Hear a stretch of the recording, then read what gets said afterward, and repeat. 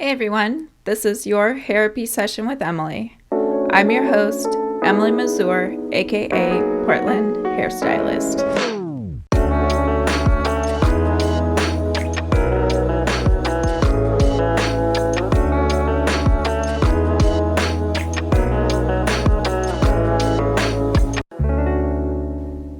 All right, so I'm going to lay it on you right now.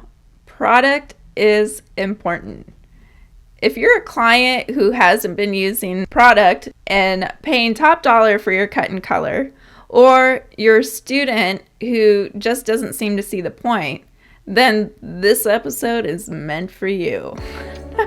When I was in beauty school, we carried Paul Mitchell because I was at Paul Mitchell School. Then when I transferred to Northwest College of Hair Design, we carried Joico and Sexy Hair. I was just focusing on doing somewhat of a good job on my client. I didn't see the point of trying to push product on my clients.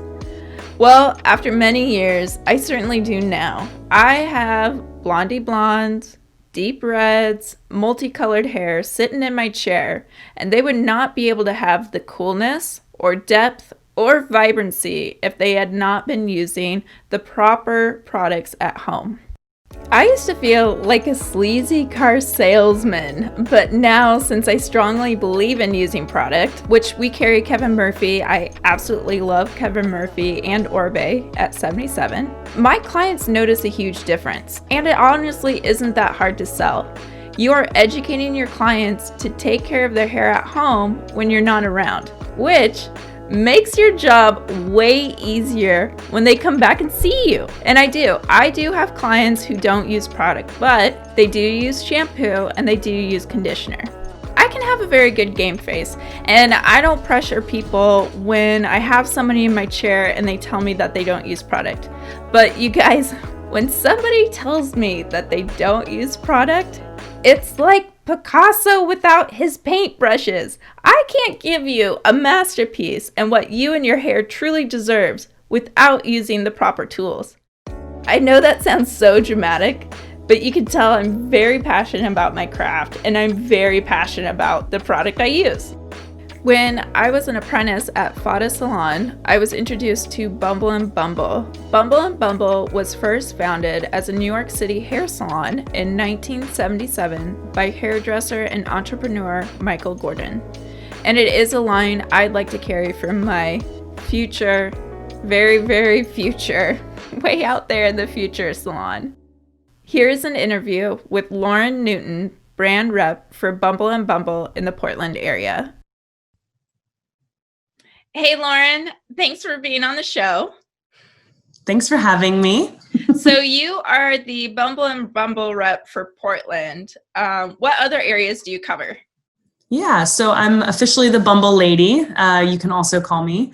But I cover all of Oregon. I also cover Hawaii, and then I cover lower Washington State, like Vancouver, all the way up to Longview. Okay. And then with Hawaii, you get to travel there, right? Oh, yeah. Yes. I used to actually get to go multiple times a year on business, and I would go and I'd get to go for a week. I'd train on Bumble for salons and any retailers, and then just kind of lounge with my feet in the sand. It was really great. I don't get to go anymore, so it was the old days. But okay. Cool. Yeah. Now, how long have you been living in Portland? I have been in Portland for 11 years. Okay. And then how long have you been a rep for?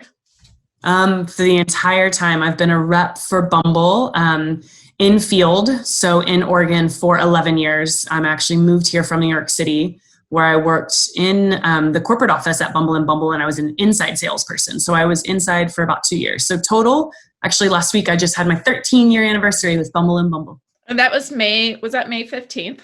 Mm-hmm. Okay, yeah, because we were talking about that before. Now, you are originally from Savannah, Georgia. How did you end up in New York? So being from the low country of Savannah, Georgia, I grew up not being like everybody else. I kind of always knew that I wanted to travel. I wanted to live somewhere else, AKA I was the black sheep of my Southern family.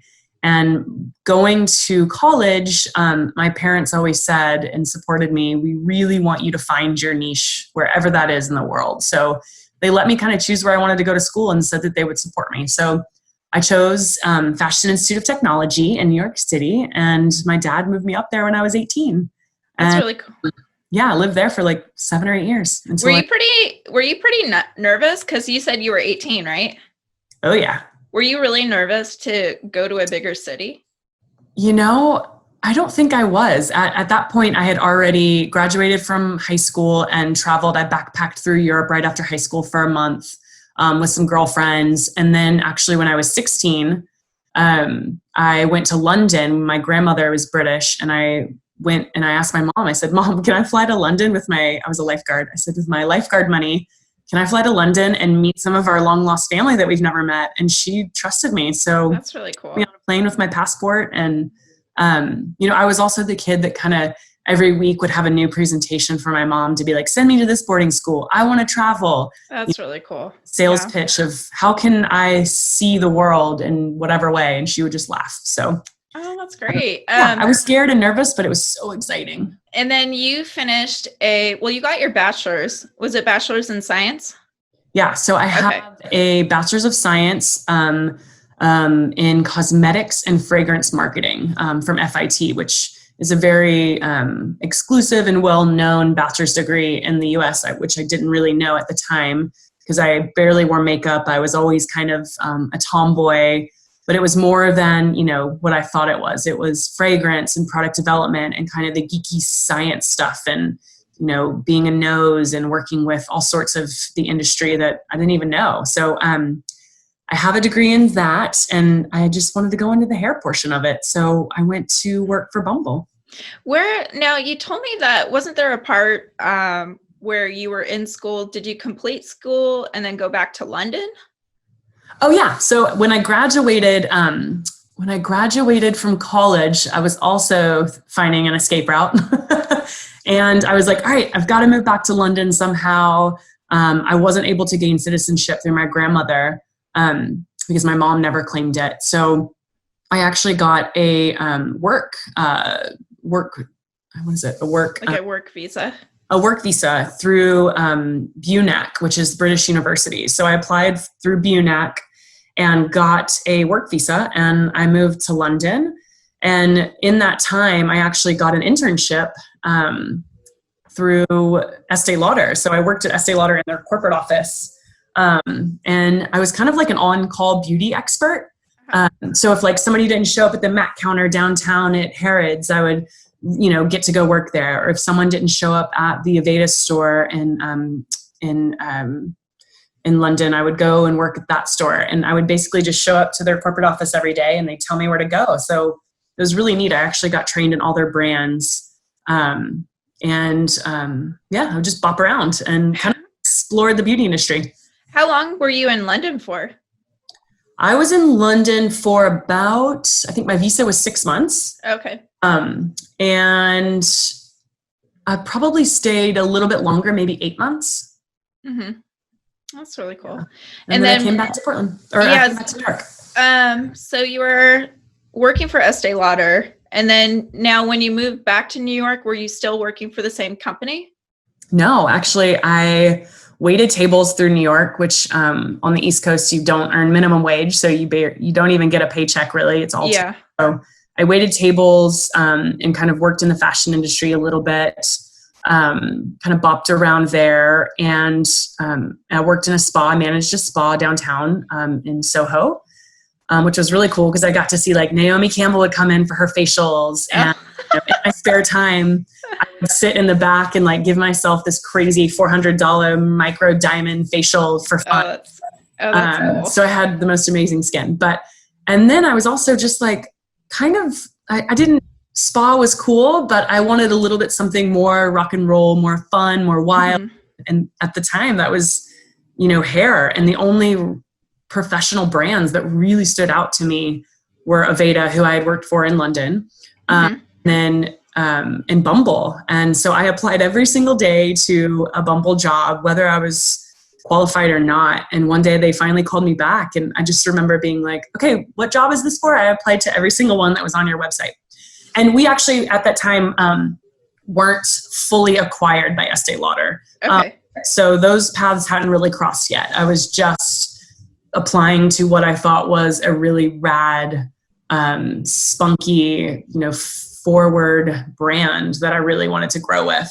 And they're was it located in the meatpacking district? Yeah. Mm-hmm. Okay. It was located in the meatpacking district, which we call the House of Bumble, HOB. And I joined right when we kind of started the education facility there, as well as our, why we're known as the Harvard of hair. But I started working there right when we built that out. And that was in our industry, because at the time, nobody really had that. The education facility, was that for salons that carried the Bumble and Bumble product? Like, who was that for initially? Exclusively for salons that partnered and were a part of our network. And that's actually the case today. So, you can't take part in Bumble education unless you work at a network salon, which is one of the amazing benefits that we have. Okay. And then, so you were there at Bumble and Bumble, and how many years were you in New York? Total, probably seven or eight. And how did you end up in Portland?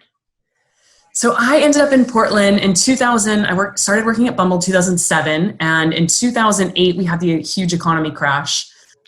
We had a lot going on as a business, but we needed a lot of guidance as well. So this is back in the day when salons would just throw money around.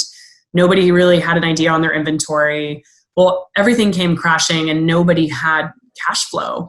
Including like us as a company. So we were on a hiring freeze. And as an inside salesperson, I would travel. I would come out to the West Coast and travel every month to visit salons in remote areas. But we had open territory. So we had 5 open territories, I think, with like Florida, Ohio, LA, Portland, and Texas. And we were, told, hey, we're overstaffed in the New York City office. We would love to offer whoever's going to raise their hand one of these territories. So there was 5 of us that actually raised our hand, and I was like, I'll go to Portland. And we always were told that we could always come back and work for the company, but we would basically be, transitioned into the field salesperson. And so I moved out to Portland in 2009. It was awesome. And I thought it was going to be temporary. And here I am 11 years later, still with Bumble and in love with Portland. So. And you have a family. And I have a family, yeah. So you have a 2-year-old and a 3-year-old. I do. I have, it's a wild house of boys. Okay, I have boys, yeah, so we know that. It is loud and messy and things I never thought I would see. So, I've got a 2-year-old and a 3-year-old, which is awesome too. I mean, I got to work for this company that fully supports mothers. I got 7 months off maternity. That's awesome. I mean, I have literally been so supported. So it was the best decision of my life to stay here, to stay with Bumble, to stay with Estee Lauder and have babies. How do you balance that? Because since you are sales and you obviously travel and you're talking to people on the phone, like how do you balance your home life and work life? It's not easy, and it took a lot of maneuvering my mental stability and my schedule around. I used to work all the time, meaning I would like roll over in bed at 6 a.m. and respond to owners and stylists on questions they had, or I could be at happy hour at 7 p.m. and texting people, and still I was constantly always working no matter where I was. And when having kids, I really had to be like, okay, these are my productive working hours and I can't take meetings after a certain point. I need to make sure I have enough time to go and get my kids from school. Super lucky. We found the most amazing bilingual, it's a Spanish immersion Montessori school in our neighborhood. And it's like my family. That's cool. Both of my kids have gone there and, they can count in Spanish, and it's like having my little Spanish family. So But if I was in Beaverton or in Lake Oswego and I have to pick up my kids at 5, I couldn't take meetings past 3 if they went an hour. So I literally had to look at my schedule in a different way that I never had before. It's interesting because where I'm at right now, like my boys being 20 months, almost 20 months, I work 3 days a week, sometimes 4. And I know it's going to change once they start going to preschool and then start going to like grade school and all that. Right. It's been tricky, definitely tricky to balance that. So I totally feel for you and understand. And honestly, there's a Montessori school just a mile or two away from my house that I definitely want to check out. It's such a cool history and way of learning. And I love it so much. It's something that it really gives the kids confidence in everyday living and how they live and learn. It's really, really, that's really cool. And now, because, my family is all in Georgia, I don't have my crew. I can't call a grandma or anything like that. So it's even harder for me to finagle my schedule to work with them. Have you converted any of the moms to using Bumble and Bumble?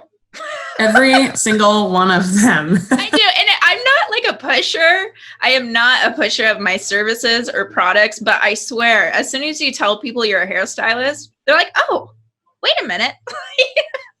Totally. They're like, can you fix this? Oh my gosh. Yeah. You're like, can I have your name?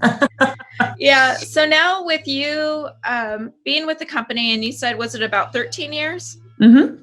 Yeah. So being with the company for 13 years, now with COVID-19 happening, how has that changed the structure of your business? Like, are you guys changing your business model entirely, or?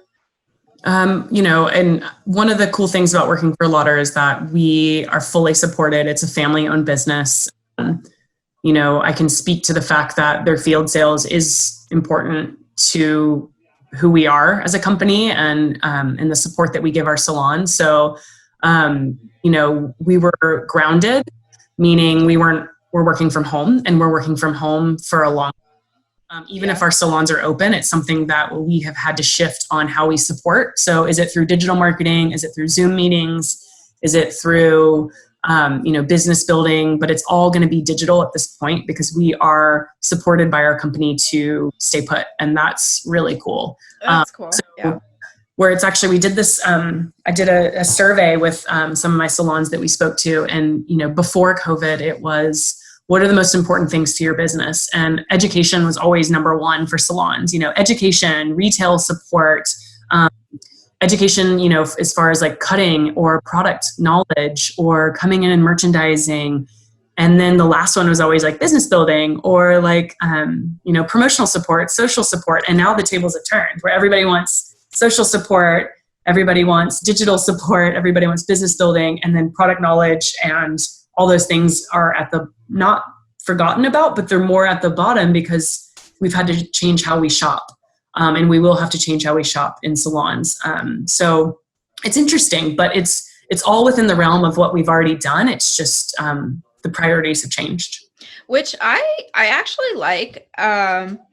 So with salon owners that carry Bumble and Bumble, they can create an e-commerce on their website where they do receive a percentage from selling products online. Yeah. A lot of brands are doing that. We've actually had it for probably 7 years. Yeah. We borrowed it from our partners, Aveda, who've been doing it for a long time too.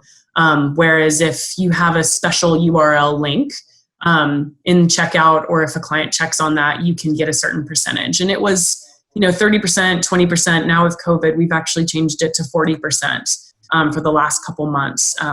And it's a program that, salons opt in or opt out. So, but yeah, it's pretty generous now, and they don't have to pack it. They don't have to touch it. There's no porch drop, and it's 40%. So at this, it will probably change back, but. Oh, like did you just say the 40% will eventually change or no? It will, the 40% is to support our salons through this time, and it will probably go back, to probably 30 or 20 across the board, whatever it is. But, once the world kind of shifts back into the old model, which I don't know if it ever will, but we will change it back at this point, but it's to support salons who aren't open at this point, but still clients want product. Well, and I would think that probably even just keeping the e-commerce, whether it does go down, like when it does go down, the percentage that a salon owner can make, I feel like it'd still be helpful for that salon owner. So helpful. Yeah. And that's the thing. It's right now, it's their only income. unless they're doing porch drops. Right. It's their only income. So when the salon gets back bumping and people are coming in, obviously that's going to be their biggest cash flow and their way of income. And then the e-commerce will be an added addition. But we wanted to up the percentage for the time where this is their only revenue of business. So, and what I really like about Bumble and Bumble, because that's a brand that I'd like to carry, is when you are about to purchase for, be a carrier for Bumble and Bumble, you do not have to buy the entire product line. Is that correct? Things have shifted, but we do customize the buy-ins based off of what is your business model. Okay. So it used to be very, very, very strict in, what we required. Now we have a little bit of wiggle room, but really we look at your business and what's going to be best for your business. Yeah. Yeah. Cause I was looking at some of the, which I honestly like later, I'd love to talk to you one-on-one about the products. But my clients I have quite a few clients that have curly hair, definitely color treated hair. I have clients that I'm transitioning to natural gray. So I did find some on your line that I definitely am going to choose. And then I did find others that I'm like, I'm not really sure if I'm going to use that just yet. It's, and this is a part of my job, is to help you and your stylist understand that there's a market for everything we offer. And when you look at our line, there is something for color fadeage. There's something for curls. There's something for more, oily hair. There's something for like a matte, more like kind of wild hair like myself. There's thickening hair.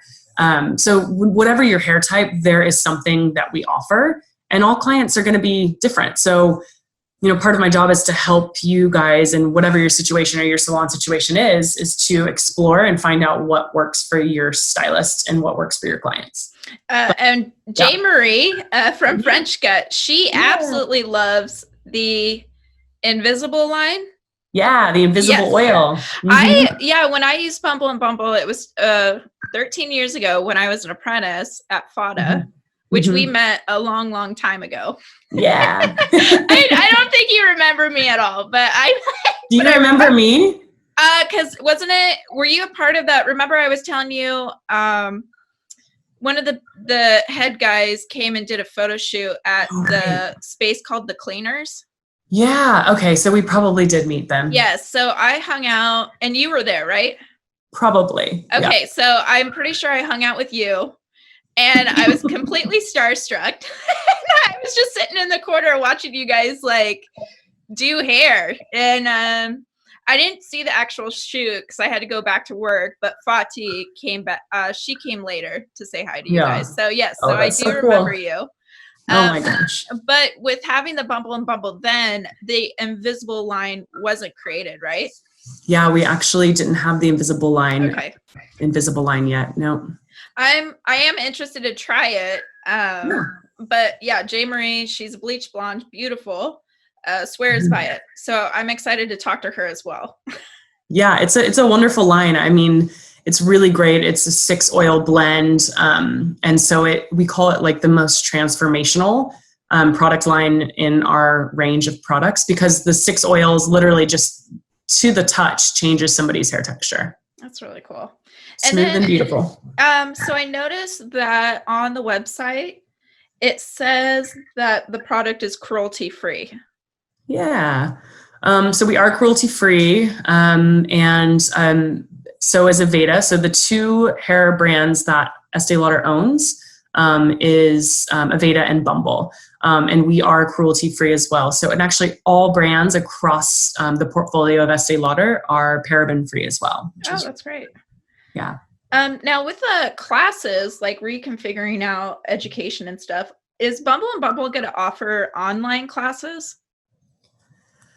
We are doing pop-ups right now on Instagram, like Instagram live things. But that's a realm that we've never really foresaw in our future. Uh-huh. We've dabbled with the idea, but now that everything is closed, it will probably be at the top of the discussion, because most are doing it. But again, it's going to look different. It's hard to answer that because I don't know what education is going to look like in the future. This is all still so new for us. Right. How often are you guys meeting up together? Like you guys do Zoom meetings, right? Oh yeah. I have Zoom meetings every day. Really? Yeah. Oh yeah. Yeah. Who was it? Oh, one of my clients said that she did a Zoom meeting at Nike. There was like tons of people on there. Yeah, we've actually done some global ones that had like 800 plus people. Gosh. I know. That's crazy. Just to make sure you're on mute. It's always. Yeah. Oh yeah. Did you see it? Do you watch SNL? There's an SNL skit about that. Oh my gosh, no, Yeah, that's so funny. But yeah, actually that's true. And that happened with me when we had a meeting at 77 Salon. My kids were crying in the background, and I didn't know how to mute.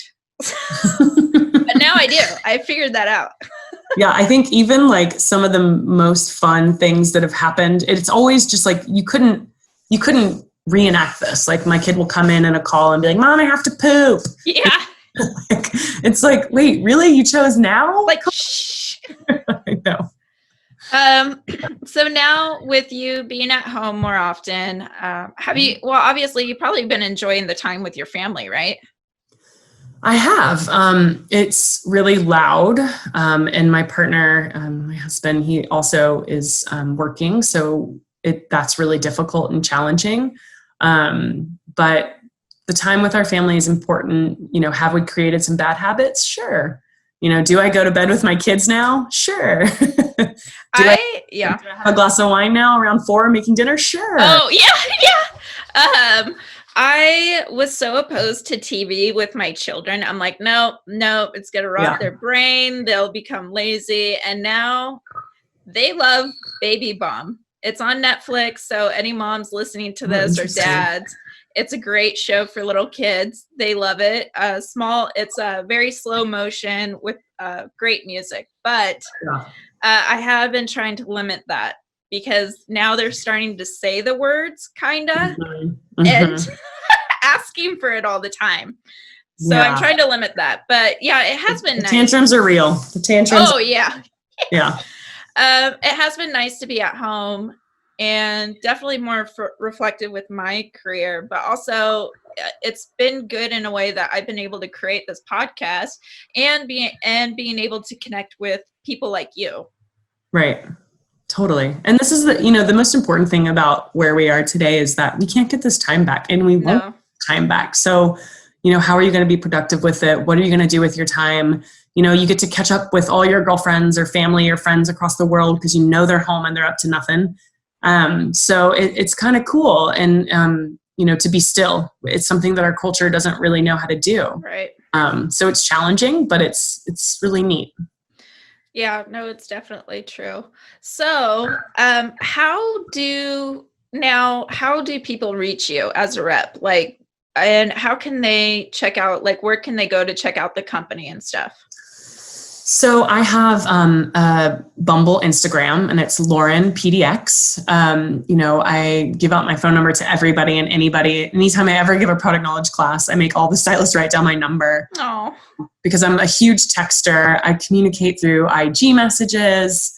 I think the one thing that I'm not on is Snapchat and TikTok. So, call me in 5 years. I might be on that too as a rep, but I will listen and call anybody and I'm always lurking on my phones. I have one personal phone and one regular phone or one work phone. Mm-hmm. So, if it's after 5 now, I usually won't get back to you until about 6 o'clock the next morning. But any ways people can reach me.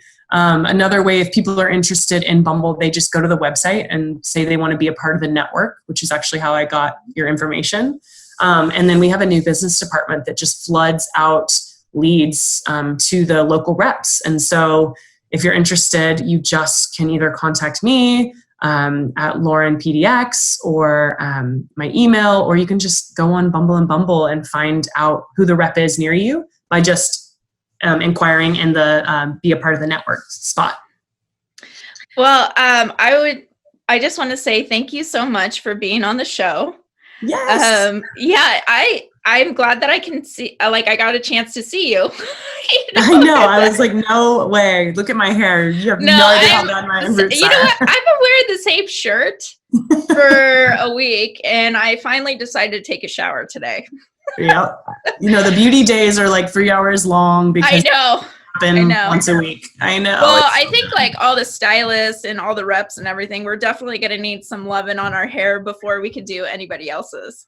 Well, yeah, I even got so bored. I found some old pink hair dye that I had, and I told my children I was going to go take a magical shower.